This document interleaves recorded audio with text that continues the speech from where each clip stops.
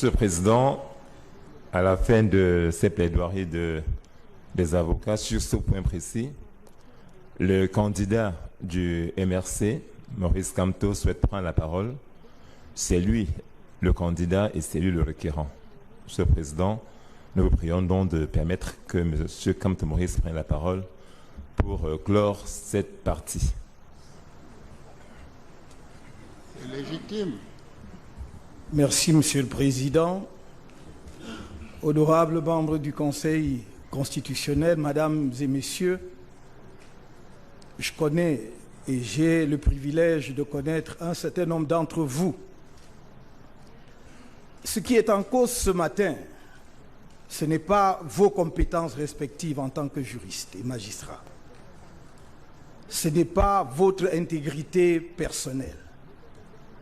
C'est le sentiment qu'un justiciable peut avoir face à une juridiction dont les membres, de par leurs fonctions passées ou présentes, ne présentent pas toutes les garanties, l'impartialité exigée par les instruments juridiques internationaux et la législation nationale.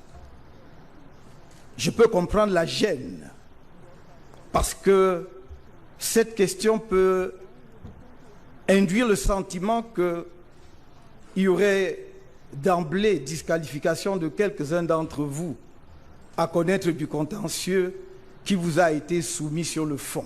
Là n'est pas la question.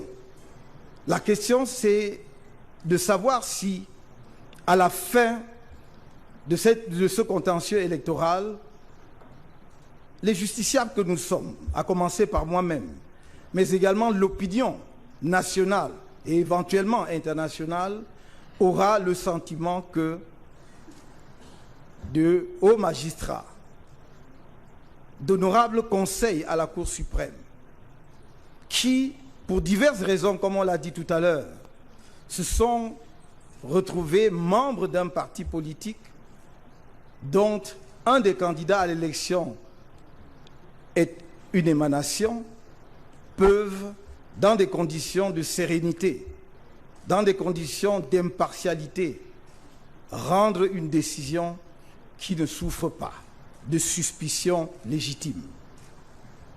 Et à cette question, il n'y a que vous pour y répondre. Mes avocats ont suffisamment exposé les raisons pour lesquelles il y a une base juridique suffisante à ma saisine. Pourquoi j'ai qualité d'être partie à cette procédure. Il vous revient, et il vous revient cette tâche cruciale de poser les jalons de la démocratie camerounaise dont vous êtes l'ultime régulateur. Car après tout, toute élection peut se dérouler, mais celui qui dit ultimement qui a été élu, c'est bien vous-même. Je n'ai pas ici l'occasion de revenir sur le sens et la portée de ma déclaration du 8 décembre. Il me suffit de dire, Monsieur le Président, honorable membre du Conseil constitutionnel, que je n'ai nullement eu le sentiment d'avoir enfreint une seule fois la loi, ne serait-ce que parce que l'article 113 du Code électoral dit que les résultats des élections sont proclamés immédiatement à l'issue du décompte dans chaque bureau de vote. Chacun peut faire la sommation et indiquer les tendances. Mais tout le monde sait, à commencer par moi-même, que vous seul pouvez proclamer le vainqueur d'une élection.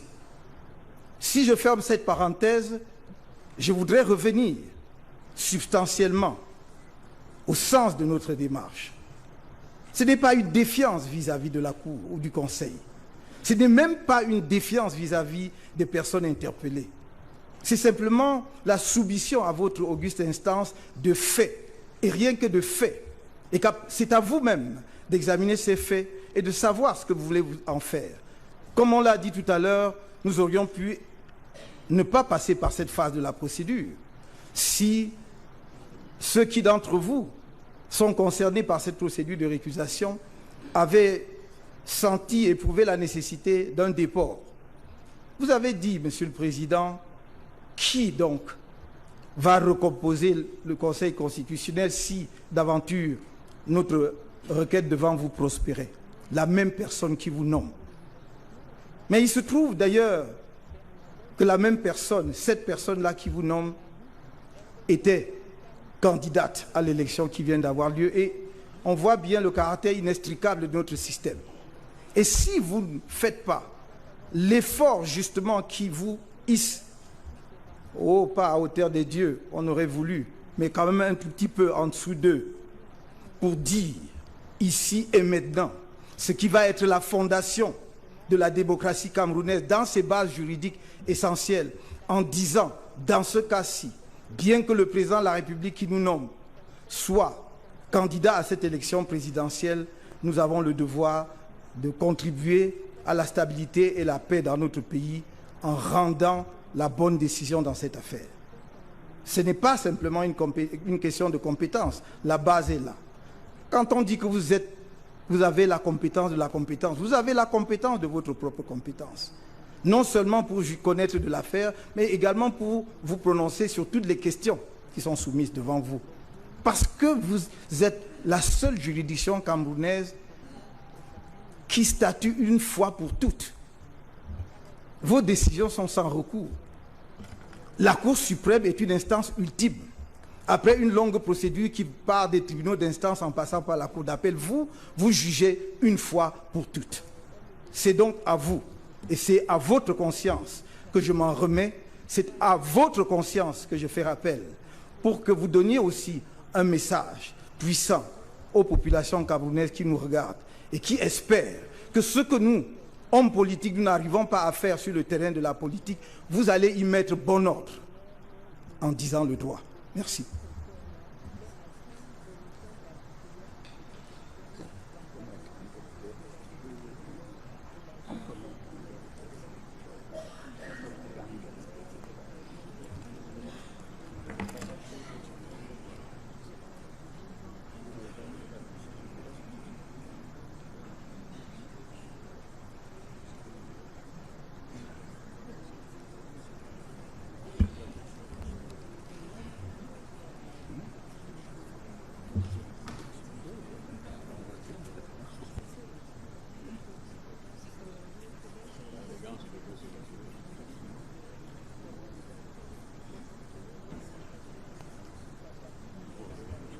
L'affaire est mise en délibéré en cours d'audience. Celle-ci est suspendue, elle reprend d'un moment à l'autre.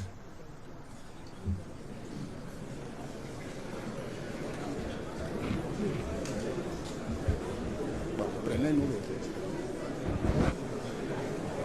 Ici, le palais du Congrès de Yaoundé, où On repart au Conseil constitutionnel, il est là. aux membres du Conseil constitutionnel. Après cette étape, certainement que le président va prendre la parole tout à l'heure pour la suite de cette audience. Bon. Les mêmes partis reviennent à la barre. Monsieur Kamto et les avocats.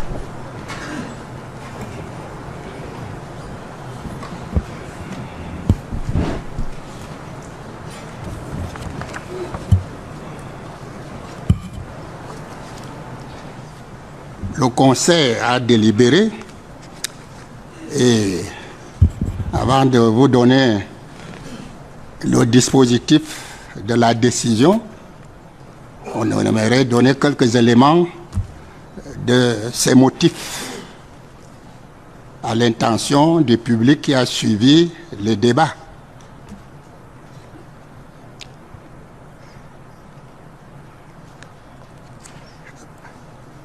Il est constant que M. Kamto Maurice est candidat à l'élection présidentielle du 7 octobre 2018. À ce titre, il a bien qualité pour déférer le contentieux y afférent au Conseil constitutionnel.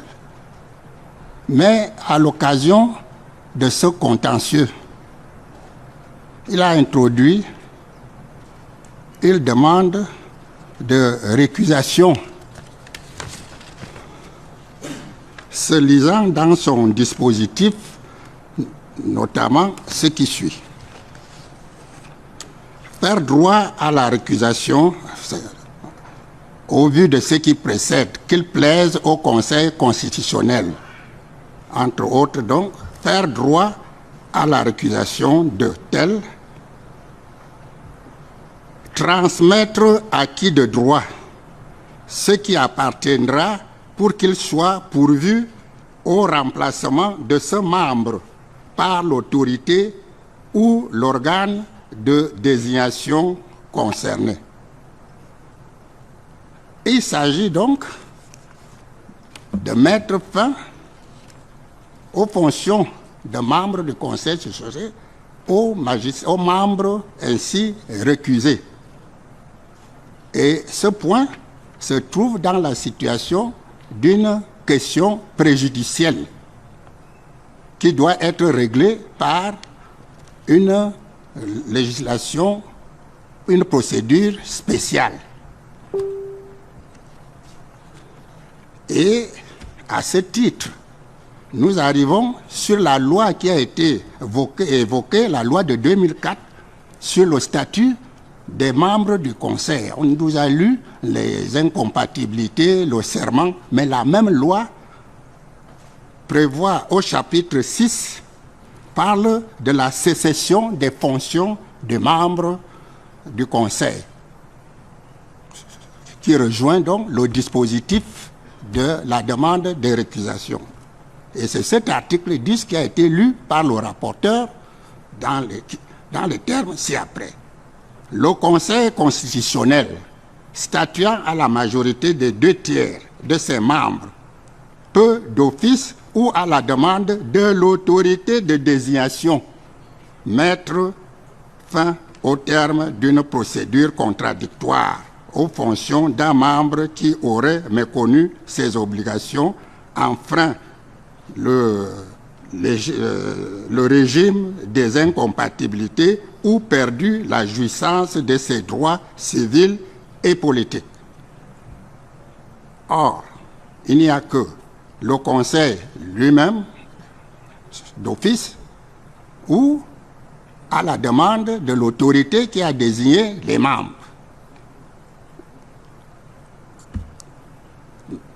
Toute autre personne, fut-il candidat à l'élection, candidat à l'élection concernée, n'est pas habilité à user de cette procédure. C'est pour ça donc qu'il n'a pas qualité. Ce n'est pas parce qu'il est venu trouver. C'est deux affaires différentes. Il s'agit en quelque sorte d'une question, c'est bien une question préjudicielle qu'il faut d'abord régler par cette procédure spéciale que prévoit l'article 18. Alors, et par ces motifs, le Conseil, statuant contradictoirement, publiquement, à l'unanimité de ses membres, décide, joint les requêtes de M. Kamto, les déclare irrecevables pour défaut de qualité, laisse les dépenses à la charge du Trésor public et ordonne la publication de la présente décision au journal officiel en français et en anglais.